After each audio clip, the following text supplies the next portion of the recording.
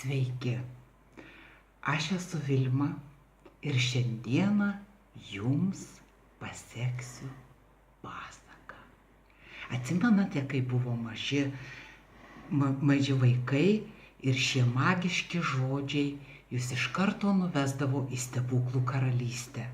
Ir jūs šventai tikėdavote laimingą pabaigą, kad gražuolė princesė susitiks savo gražuolį princą, kad po ilgų išbandymų jie pasieks laimės žiburį ir ilgai ir laimingai gyvens savo pilyje. Ar dabar jūs turite tą tikėjimą savo širdyje, tą mažo vaiko tikėjimą stebuklais? Nes svajonės pildosi. Viskas priklauso tik nuo jūsų tikėjimo.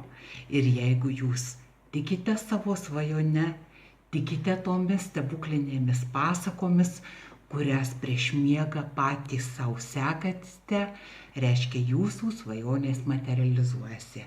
Ačiū jums, spauskite like.